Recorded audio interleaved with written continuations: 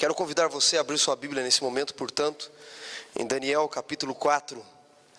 Daniel capítulo 4. Semana passada e retrasada nós estudamos que Deus mostrou a Nabucodonosor, a Daniel e a todos em Babilônia que ali estavam, de que Ele está no controle da história das nações, e que depois Nabucodonosor, em desafio ao sonho, onde só a estátua tinha, só a cabeça da estátua era de ouro, no capítulo 3, Nabucodonosor mandou fazer uma estátua toda de ouro, ok? Tentando desafiar a Deus, estudamos os detalhes do capítulo 3 com Sadraque, Mesaque e Abednego. Hoje nós vamos entrar no estudo do capítulo 4. Capítulo 4 do livro de Daniel começa dizendo o seguinte: Rei Nabucodonosor, a todos os povos, nações e homens de todas as línguas que habitam em toda a terra, paz vos seja multiplicada.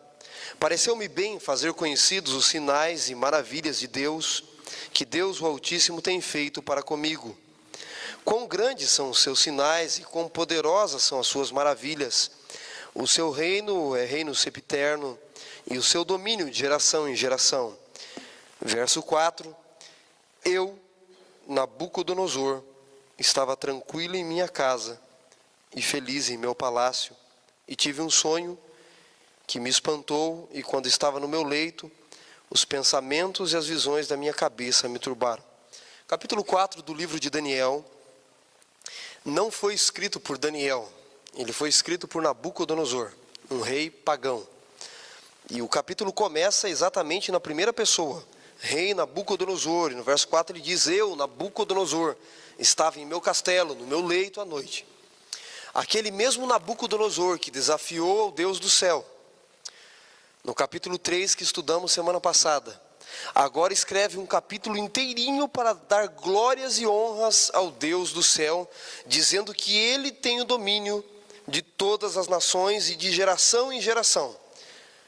O que mudou na vida de Nabucodonosor para que ele assim fizesse?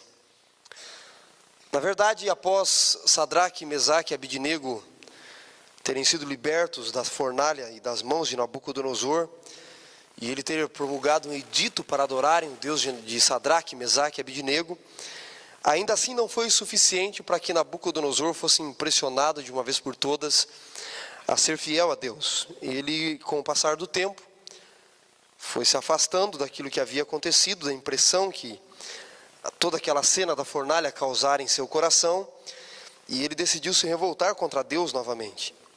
E o capítulo 4 explica essa experiência que Nabucodonosor teve com Deus, e é ele mesmo escrevendo essa experiência. Versículo 6, ele diz: Por isso expedi um decreto pelo qual fossem introduzidas à minha presença todos os sábios da Babilônia, para que me fizessem saber a interpretação do sonho. Então entraram os magos, os encantadores, os caldeus, os feiticeiros, e lhes contei um sonho, mas não me fizeram saber a sua interpretação. Com tudo que Nabucodonosor tinha vivido de experiência com Deus e com os jovens da Babilônia, com Daniel e seus amigos, já não era o momento para ele saber que, diante de um sonho, de uma revelação de Deus, ele deveria chamar diretamente Daniel para interpretar o sonho? Mas Nabucodonosor chama os feiticeiros e encantadores do seu reino. Por fim se me apresentou Daniel, cujo nome era Beltesazar, segundo o nome do meu Deus, e no qual o Espírito dos deuses santos, e eu lhe contei o sonho, dizendo: Beltesazar, chefe dos magos, eu sei que há em ti o Espírito dos deuses santos, e nenhum mistério te é difícil. Eis que as visões do sonho que eu tive, e dize-me a sua interpretação. Eram assim as visões da minha cabeça. Quando eu estava no meu leito, eu estava olhando, e eis que eu vi uma grande árvore. Avançando no texto, no meio da terra, cuja altura era grande, crescia a árvore e se tornava forte, de maneira que a sua altura chegava até o céu, e era vista até os confins da terra. A sua folhagem era formosa e o seu fruto abundante, e havia nela sustento para todos debaixo dela. Os animais do campo achavam sombra, e as aves do céu faziam morada nos seus ramos, e todos os seres viventes se mantinham dela. No meu sonho, quando eu estava no meu leito, vi um vigilante, um santo que descia do céu, clamando fortemente, dizendo: derribai a árvore, cortai-lhe os ramos, descerrai-lhe as folhas, espalhai o seu fruto, afugente-se os animais debaixo dela e as aves dos seus ramos. Mas a cepa, com as raízes, deixai na terra atada com cadeias de ferro e de bronze, na erva do campo, seja ela molhada do orvalho do céu, e a sua porção seja com os animais da terra. Mude-se-lhe o coração, para que não seja mais coração de homem, e seja-lhe dado coração de animal, e passem sobre ela 7 tempos. Esta é a sentença, essa sentença é por decreto dos vigilantes, e esta ordem por mandado dos santos, a fim de que conheçam os viventes que o Altíssimo tem domínio sobre o reino dos homens, e o dá a quem quer, até o mais humilde dos homens, constitui sobre eles. Nabucodonosor contou o sonho de uma grande árvore, que os animais e as aves faziam morada debaixo dela. E Daniel então começou a interpretar o sonho. Veja como Daniel começa a responder de cara. Verso 19. Então Daniel, cujo nome era Beltesazar, esteve atônito por algum tempo, seus pensamentos o turbaram, então lhe falou o rei e disse: Beltesazar, não perturbe o sonho nem a sua interpretação. E ele respondeu e disse: Senhor meu, o sonho seja contra os que têm ódio, e a sua interpretação para os teus inimigos. A árvore que viste, que cresceu e se tornou forte, cuja altura chegou até o céu, que foi vista por toda a terra, cuja folhagem era formosa e o seu fruto abundante, e em que para todos havia sustento, debaixo do qual os animais do campo achavam sombra, em cujos ramos as aves do céu faziam morada, és tu, ó Rei, que cresceste e vieste a ser forte. Aquela árvore, Rei, é o Senhor. E Daniel continua a dar a interpretação, não é? Dizendo o seguinte: quanto a que viu o rei, um vigilante. Deixa eu fazer uma pausa aqui para explicar essa questão do vigilante. Há um livro, eu não sei se, não me lembro agora se está inserido no livro de Enoque ou está à parte, que se intitula, um apócrifo intitulado O Mito dos Vigilantes. Você deveria ler por curiosidade, não é inspirado, não é canônico, mas é um livro interessante de se ler, ok? Para a cultura religiosa da época. O Mito dos Vigilantes, tá? E em Enoque você encontra vigilantes. Cada vez que ele sobe a uma porta do céu, ele encontra um vigilante. São 7 céus no livro de Enoque. Ele ascende a 7 céus. Curioso que Paulo vai até o 3º. Então, veja que embora seja um mito, é um mito com bases, ok? Paulo falando dele na 3ª pessoa, ele diz: eu conheci um homem que há 14 anos, se fora do corpo ou no corpo, eu não sei, mas foi até o 3º céu. E Enoque, ele ascende até o 7º céu. E quando ele chega no 7º céu, ele vê Jesus lá e começa a descrever a encarnação. Mas para entrar em cada porta que dá acesso a outro céu, ele passa por um vigilante, que são os 7 anjos mais poderosos que Deus tem, segundo o mito apócrifo, ok? Esses anjos são Gabriel, Saratiel, e assim vai os nomes, não me lembro todos de cor. O fato é que, mesmo na literatura apócrifa, Gabriel é inserido como um dos guardiões das entradas do portão celestial. Quando nós recorremos à Bíblia, nós entendemos pela Bíblia e até mesmo através dos escritos de Ellen White, que Gabriel é o anjo mais poderoso do céu, e é Gabriel que diversas vezes interviu na história humana. Ele vai voltar a aparecer depois, a partir do capítulo 7, capítulo 9 de Daniel, ele volta a aparecer. Ele aparece também no Novo Testamento, dando a notícia para Maria da gravidez miraculosa, e ele continua aparecendo em demais relatos da Bíblia. Provavelmente esse vigilante que Nabucodonosor viu em sonho fosse quem, portanto? Gabriel, que veio para dar a sentença daquilo que iria acontecer.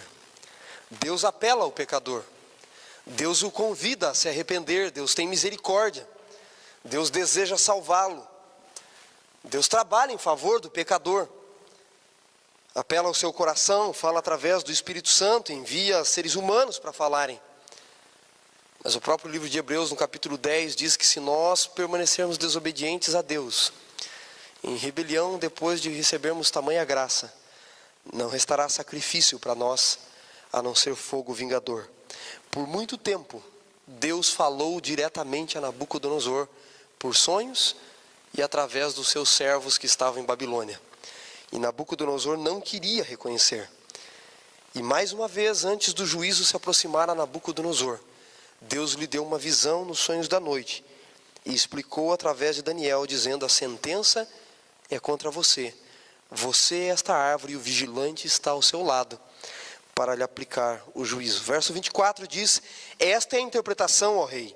Este é o decreto do Altíssimo e virá contra o rei, meu senhor. Será expulso dentre os homens e a tua morada será com os animais do campo. Dar-te-ão comer ervas como os bois e serás molhado de orvalho do céu e passar-se-ão 7 tempos, ou seja, 7 anos, por cima de ti, até que conheças que o Altíssimo tem domínio sobre o reino dos homens e o dá a quem quer.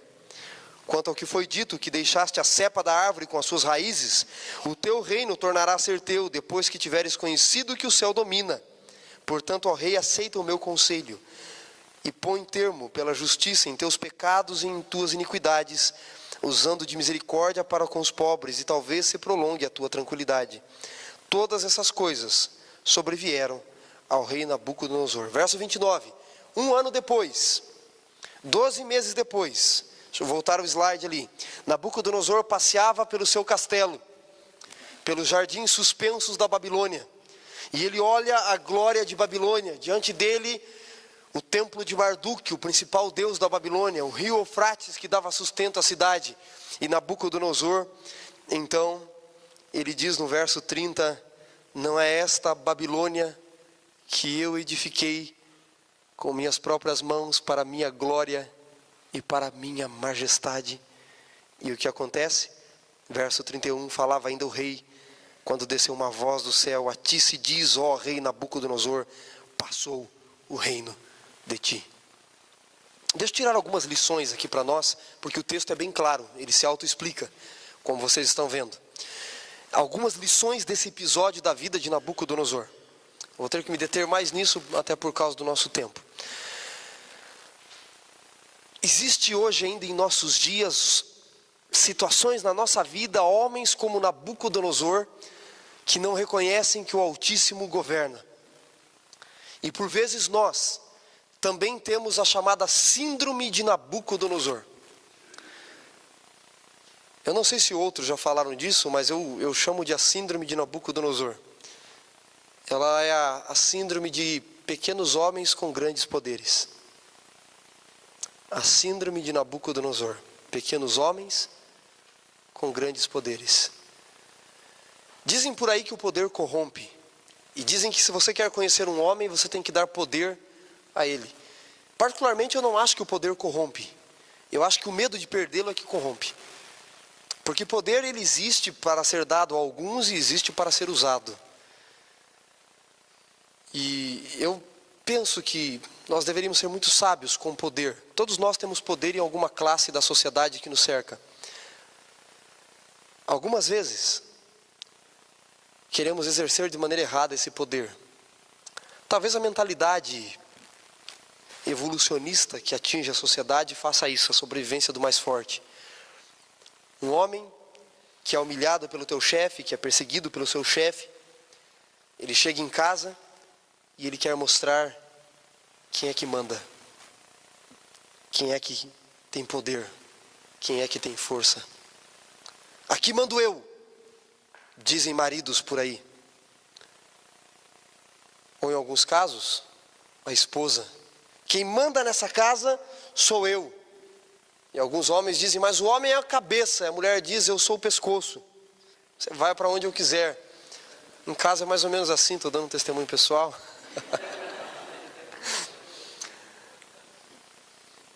Sabe essa questão de que o homem tem que dominar? Nós interpretamos a Bíblia de maneira errada, irmãos. Quando a gente pega o texto que Paulo diz ali em Efésios, não é? Mulheres, sejam submissas ao vosso esposo. A gente se esquece que tem um verso depois que diz assim: marido, amai as vossas esposas como Cristo amou a igreja, a si mesmo se deu por ela. Bom, você quer a submissão que a Bíblia fala, mas você não quer lhe dar o amor que Cristo tinha. Curioso isso, não é? A gente para numa parte do verso. Dizem que Deus não tirou Eva da cabeça do homem, nem dos pés, por propósitos bem práticos, para não mandar no homem e para não ser pisada pelo homem. Mas tirou da costela, não é? E quando Adão viu Eva, ele disse: esta é afinal osso dos meus ossos, carne da minha carne. A parte mais forte do corpo e a mais exposta, a mais frágil. Percebe? Eva foi criada para ser uma companheira idônea. E era tão igual com Adão, que quando você vai para a Bíblia, capítulo 5 de Gênesis, diz que Deus os chamou por um nome: Adão. Leia lá, Gênesis 5.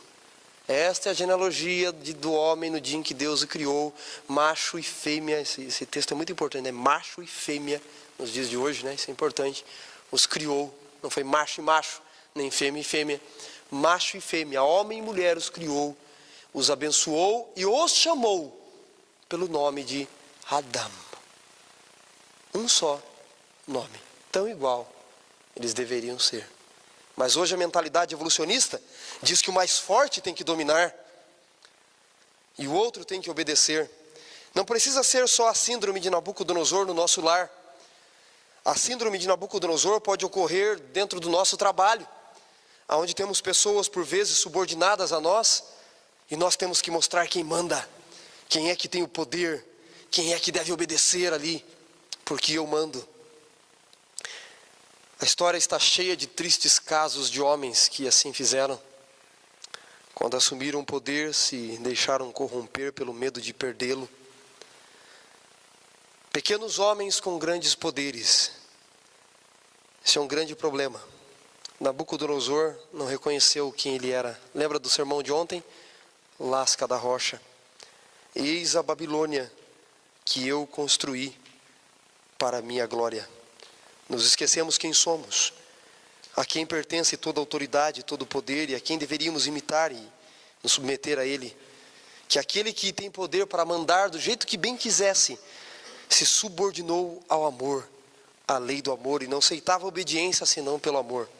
Nabucodonosor se esqueceu que era Deus quem colocava reis em seus tronos e os tirava. E então, subitamente, veio uma voz do céu que dizia: passou-se o reino de ti.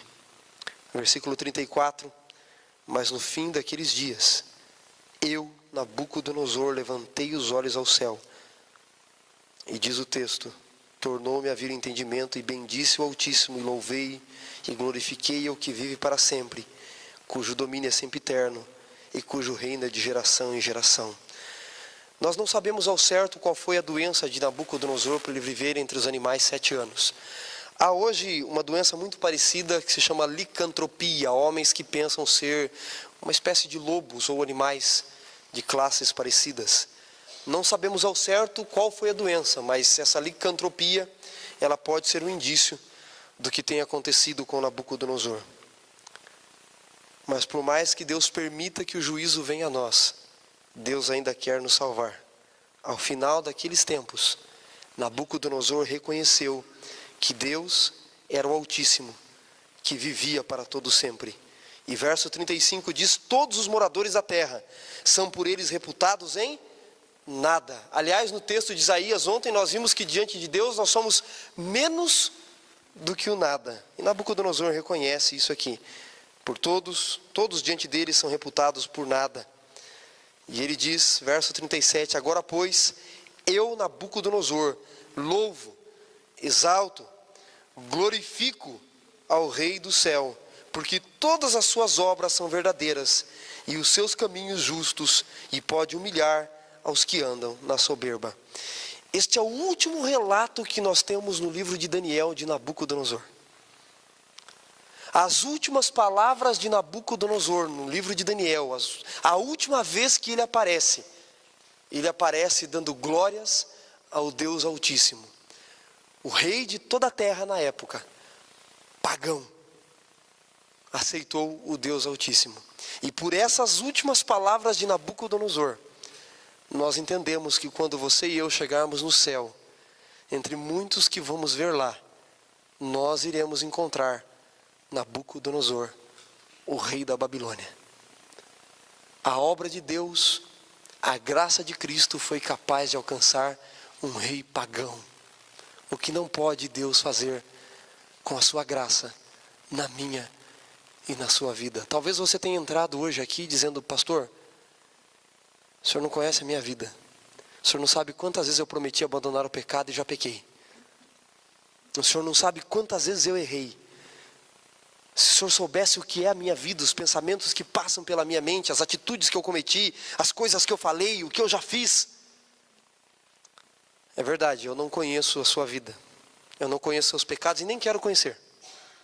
Nem quero. Mas uma coisa eu conheço, pela revelação da palavra de Deus: a graça.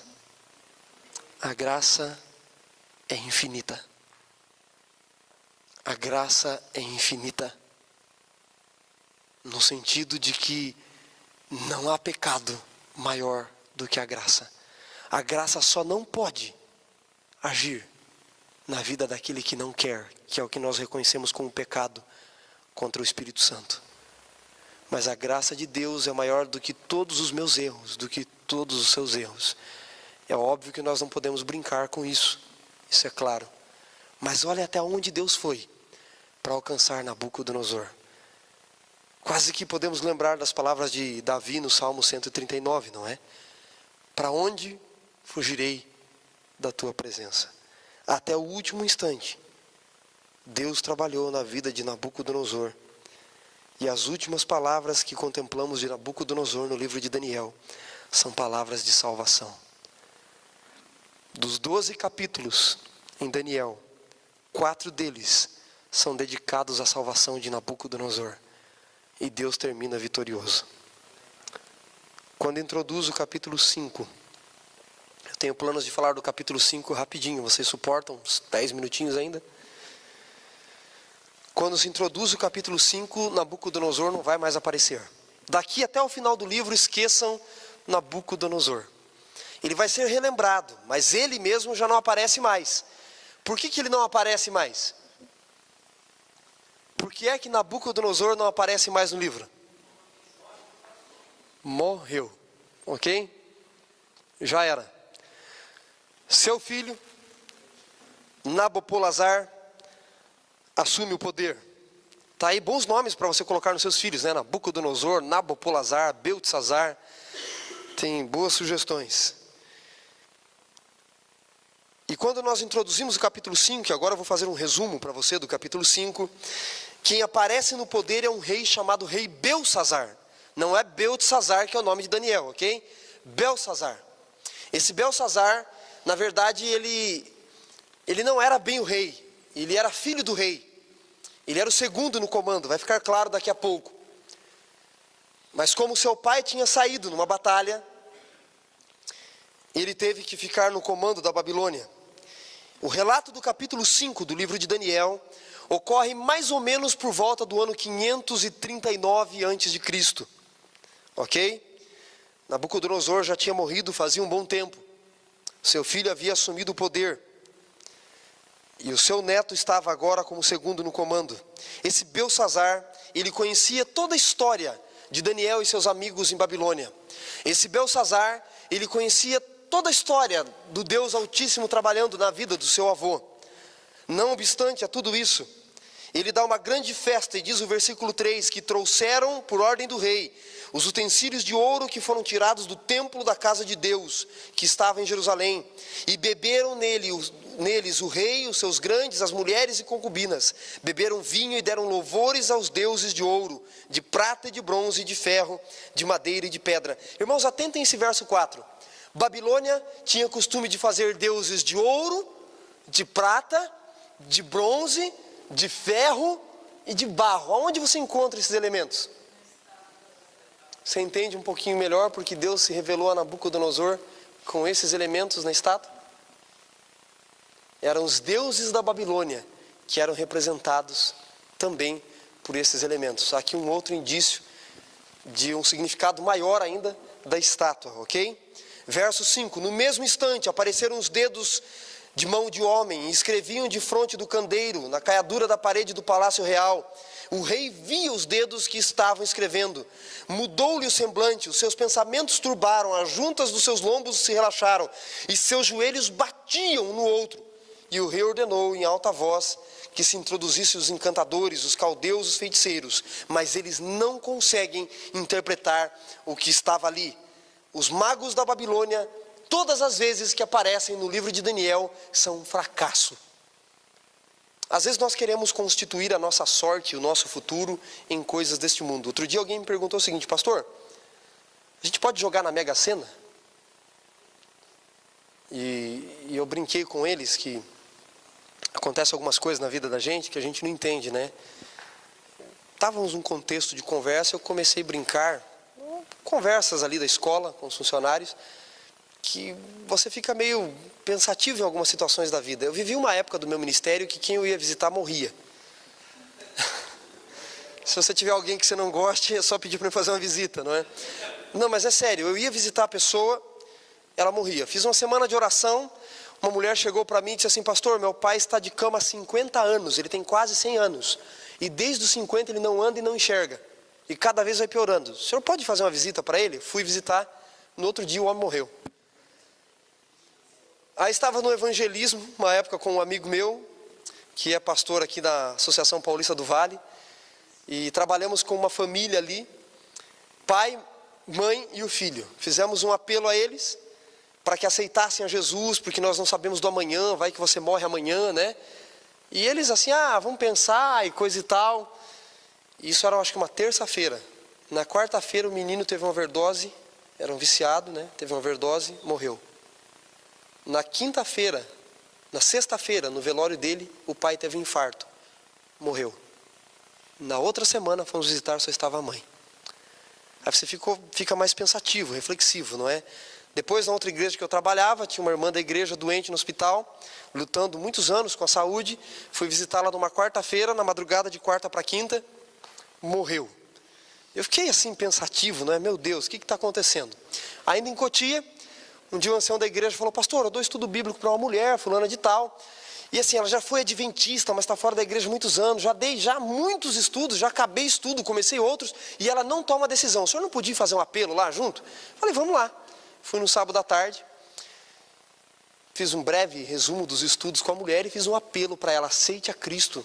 A senhora conhece, aceite a Jesus. Ela disse: mas é que eu gosto de festa, eu gosto disso, uma senhora já, e tal, e bebidas, e família se reúne para beber, e blá blá blá. E eu não, em outras palavras, eu prefiro o mundo do que o seu Deus. Aí eu olhei para ela e disse assim: eu respeito a sua decisão, fulana, mas eu quero dizer uma coisa para a senhora. Há 2000 anos, Pilatos colocou Jesus e Barrabás e pediu para o povo escolher, e eles tomaram a mesma decisão que a senhora tomou. Escolheram Barrabás. E isso vai trazer consequências na sua vida. Um mês depois, essa mulher aparece na igreja, toda triste, cabisbaixa, e me contou o que havia acontecido. Pastor, logo depois da sua visita, uma semana e pouco depois, meu filho morreu por drogas. Na verdade, primeiro quase matou a minha filha, e depois ele saiu louco por causa da briga, encheu a cara de drogas e morreu. Encontramos ele dias depois, já em estado de putrefação.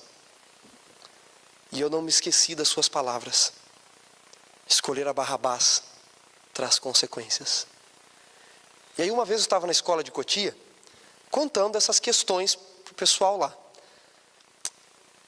Aí uma moça olhou para mim e disse assim: pastor, isso aí é tudo mentira, isso não acontece não. Eu falei, olha, estendi a mão assim para ela, né? Na conversa ali, eu disse: nunca chame um servo de Deus de mentiroso. Você não sabe o que lhe pode acontecer. Irmãos, vocês não vão acreditar. A gente estava na cozinha no almoço, minha esposa está rindo ali porque ela sabe da história.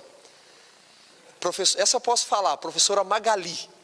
Se eu posso falar, está gravando, porque outro dia eu encontrei ela e disse assim: pastor, o senhor quase me matou. Eu disse: eu não faço nada. Aí eu disse assim, estendi a mão, né? Não é essa aqui, geralmente eu estendo essa assim quando eu quero dar o juízo, né? É a esquerda. Nunca chame um servo de Deus de mentiroso, você não sabe o que pode acontecer. Ela estava acabando de almoçar, na cozinha do colégio lá. Ela acabou de almoçar e disse assim: gente, eu estou passando mal. Eu pensei, tá de palhaçada comigo, né? Lógico. Gente, eu estou passando mal. Eu disse: pode parar a brincadeira. Gente, eu estou passando mal, bum, apagou. Carregaram ela para o hospital, acharam que estava doente, grávida, tudo, até hoje não descobriram o que ela tinha. Ficou uma semana de atestado. Aí um dia, numa reunião, contando tudo isso e conversando com uma professora, que era coordenadora, ela brincou e disse: pastor, tudo isso aí é conversa para boi dormir, é tudo mentira. Aí de novo a mãozinha. Cuidado, não chame um pastor de mentiroso. E ainda eu brinquei com ela. Vai que acontece alguma coisa com as tuas pernas para você aprender. Era uma sexta-feira, irmãos. Segunda-feira aparece a professora Sueli toda engessada. Pastor, o que o senhor fez? Eu disse, eu não fiz nada. Eu não fiz nada. Pois bem, estou eu. Chego para trabalhar aqui. Não, antes disso ainda.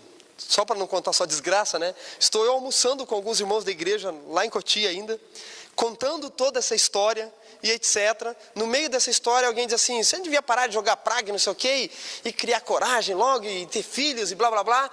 O senhor vai ver só, vai ter gêmeos. Aí eu estendi a mão e disse assim, pois daqui 1 mês aparecerás grávida. Minha esposa sabe. 1 mês depois aparece a mulher. Pastor, o que você fez? Eu disse, eu nada. Corta isso do vídeo depois, tá? É sério, irmãos. Tá lá o menino, bonito menino. Ontem à noite, inclusive, fomos lá para um evento e encontramos o casal, por isso eu me lembrei aqui. Aí eu chego para trabalhar em Cotia, conto toda essa história para os professores. A professora de biologia diz, pastor, eu não acredito em nada disso aí. Fala alguma coisa, quero ver se acontece. Falei, você está duvidando? Cuidado, hein, você tem carro? Credo, pastor. Falei, não, estou só brincando. Outro dia a professora de biologia chega, a professora Rosana. Pastor, foi o senhor que rasgou o pneu do meu carro? Não, eu não fiz nada. Cheguei lá, estava todo rasgado o pneu do meu carro. E outras histórias mais, não é? Por que eu estou contando isso aqui para vocês? Por que eu contei toda essa história? Há pessoas que desafiam o Deus Altíssimo. E há outros que acreditam em coisas deste mundo, enquanto em Deus há poder. E quando eu conto essa história para as pessoas chegam para mim e dizem assim, pastor, já que o senhor tem todo esse poder, então diz para mim aí sobre a Mega Sena, que era a história que eu comecei a contar para vocês. Então diz o número da Mega Sena, porque eu vou jogar na Mega Sena e ainda dou o dízimo na igreja depois. Sabe, a gente se apoia nas coisas deste mundo. Bom, primeiro que se eu soubesse o número da Mega Sena, eu não ia revelar, não é? Para outro.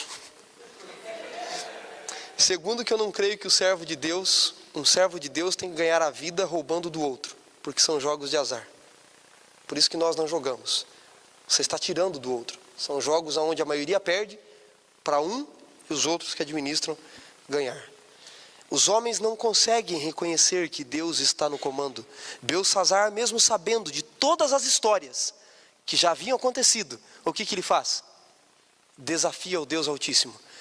E não chama Daniel de primeiro.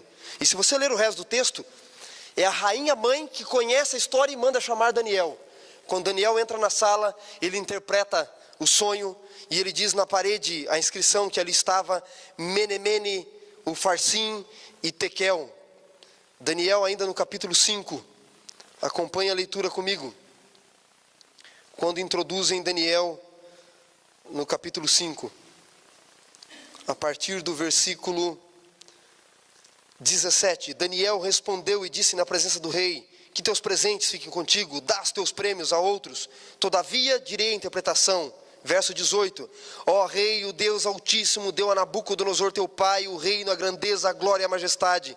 Por causa da grandeza que lhe deu, povos e nações, homens de todas as línguas, temiam e tremiam diante dele, matava quem queria, deixava com vida quem queria, exaltava quem queria, e quem queria reduzia ao nada.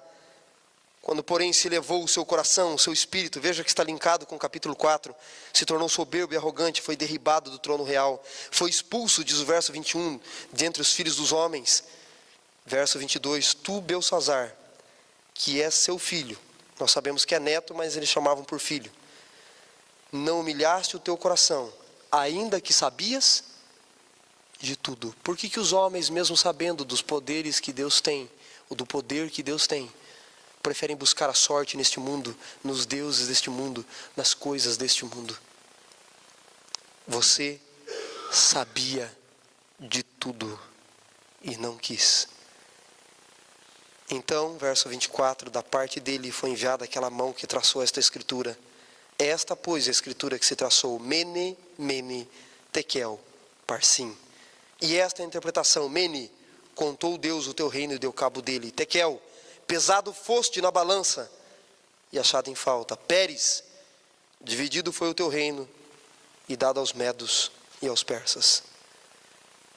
E aí vem as glórias que ele quer dar a Daniel, mas naquela mesma noite, no ano 539 para 38, Ciro, rei da Média e da Pérsia, invade a cidade de Babilônia, derruba Belsassar do trono. Ele já havia matado o pai de Belsassar, na verdade havia vencido, e o pai de Belsassar, ele fugiu. Eu disse que era Nabopolassar, me perdoem a falha, era Nabonido. Nabopolassar era pai de Nabucodonosor, Nabonido era o filho. Tem mais um nome bom para você pôr no seu filho aí. Ele invade a Babilônia, secando as águas do Eufrates, que eu queria falar, mas vou parando por aqui. E passa-se a primeira parte da estátua. Tu e teu reino, Nabucodonosor, és a cabeça de ouro. Depois de ti se levantará um outro reino. Naquela noite de Daniel capítulo 5, se cumpriu a primeira parte da estátua. A cabeça de ouro já era. Passou. Não existiria nunca mais. E você? E eu? Essas palavras de Daniel a Belsassar não são fortes? Tu sabias. Você conhecia as histórias, os caminhos de Deus. Quando a gente conhece e não cumpre, a rebelião é pior ainda. Porque Deus já nos deixou o exemplo. Irmãos, há um caminho a seguir para o céu. E esse caminho é Cristo. Se nos desviarmos dele, conhecendo toda a verdade, que será de nós? Precisamos seguir esses caminhos, ainda que com dificuldade, mas andar no caminho que vai para a salvação. Uma vez eu ouvi uma história que um pastor adventista, um rabino e um padre se reuniram na frente de um lago, discutindo sobre religião. E então o rabino fez um desafio. Vamos fazer um teste para ver quem tem o Deus verdadeiro. Quem conseguir caminhar sobre as águas, terá o Deus verdadeiro e atravessar lá do outro lado do rio. E aí todo mundo topou, o pastor ficou meio assim, não é? Mas toparam o desafio. E primeiro foi o padre, fez as suas rezas, rezou, chegou na beira do rio, começou a mudar os passos, e foi mudando, e atravessou andando sobre as águas. Chegou a vez do rabino, ele fez todo o seu rito, começou a dar os passos sobre as águas, foi mudando os passos, atravessou do outro lado. Chegou a vez do pastor, ele fez a sua oração e disse: Deus, agora eu não posso passar vergonha, me ajuda. Chegou na beira do rio, botou um pé, botou o outro, e foi afundando, e chegou com água até o pescoço do outro lado. Triste, chateado, os amigos, o rabino e o padre, estenderam a mão do outro lado e disseram: olha, a gente brincou contigo. É que nós conhecemos bem essa região, e aqui por baixo dessas águas que a gente passou, um caminho de pedras.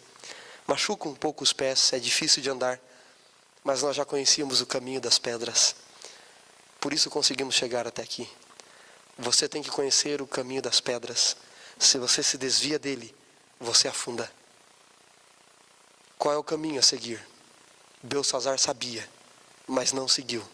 Há uma lição aqui para nós: nos prepararmos, andando no caminho estreito, no caminho difícil, não nos apoiando em coisas deste mundo, mas em Cristo que rege as nações.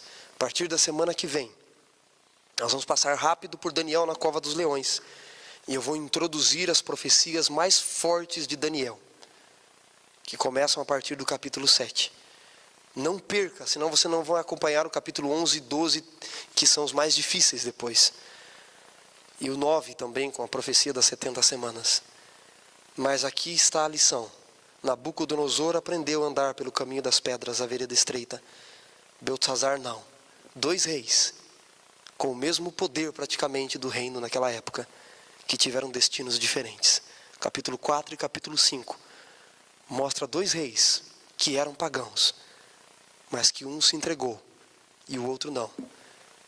Um estará no céu e o outro não, por escolhas que eles fizeram. E você, está se preparando para a vinda de Cristo? Possamos ouvir a voz de Cristo a nos chamar e nos prepararmos a cada dia. Reginaldo vai cantar para nós. Enquanto ele canta esse último hino, entregue o seu coração a Jesus. Entregue a sua vida, seus caminhos errados. peça perdão naquilo que for necessário e decida começar essa semana andando no caminho estreito, no caminho das pedras.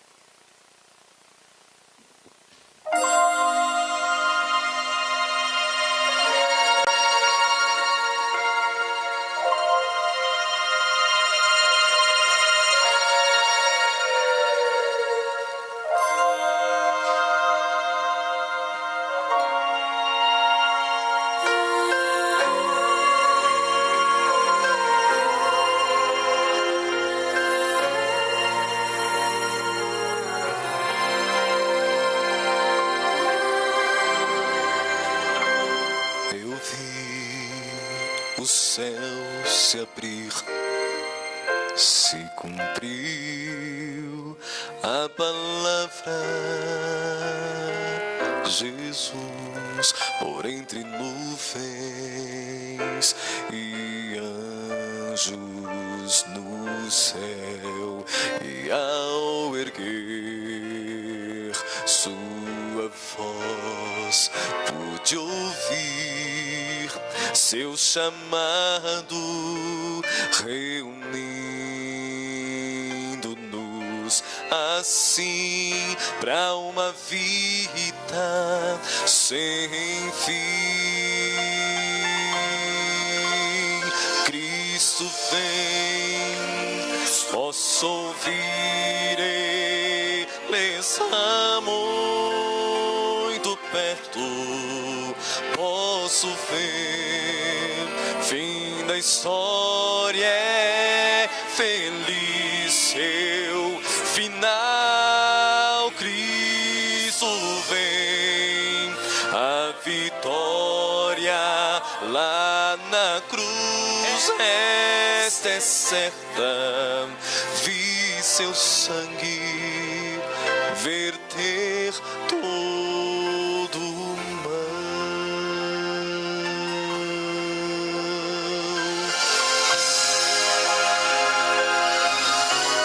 E ao entrar pela porta desta linda cidade, pude ver os meus queridos amigos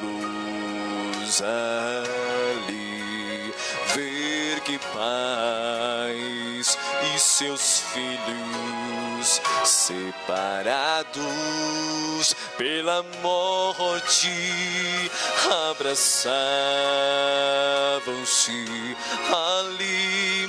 Esta cena eu vi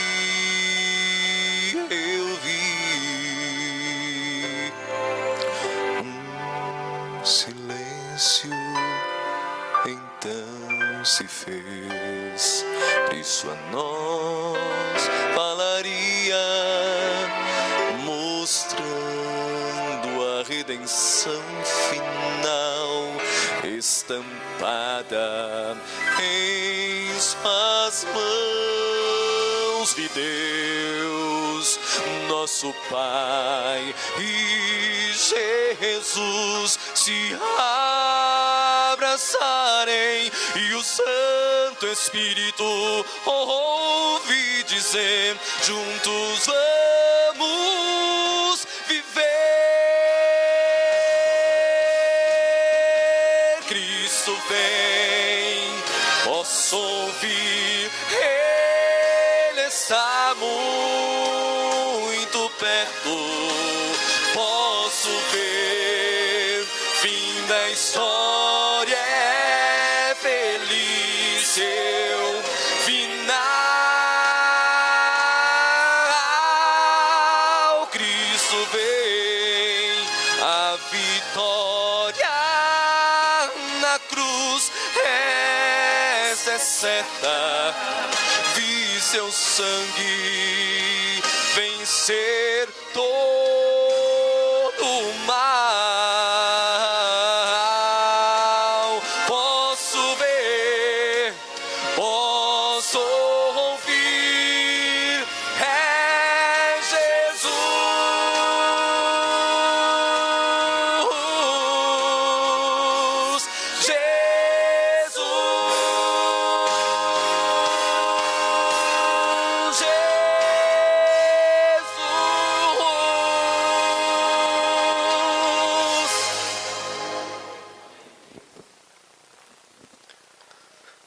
Para aqueles que andarem com Cristo, a vitória no final é certa. E nós podemos ouvir desde já Cristo nos dizendo: em mim a vitória é certa.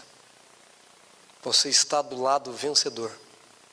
De antemão você já sabe quem venceu e quem vencerá. Quero convidar você a orar a esse Deus vencedor. Querido Deus e Pai, já podemos ouvir os passos de um Deus que se aproxima. E a Tua palavra nos convida a tomarmos uma decisão ao Teu lado. Seguirmos o caminho difícil, o caminho das pedras, mas o caminho que leva para a salvação. Hoje nós contrastamos a vida e as decisões de dois reis na Babilônia. Nabucodonosor, que reconheceu, se entregou ao Senhor, e assim teve direito à salvação pela Tua graça. E o seu neto, Beltsazar, que a despeito de conhecer todas as histórias das suas ações na vida do seu avô, preferiu desafiar o Deus dos céus. Não vale a pena. Nós temos que cair sobre a rocha e não ela cair sobre nós. Que o Senhor nos consagre a Ti, nos dê uma semana na Tua presença. Oramos por Jesus. Amém. Que Deus lhe abençoe grandemente. Que o Espírito Santo, os santos anjos, acompanhem você de volta à sua casa.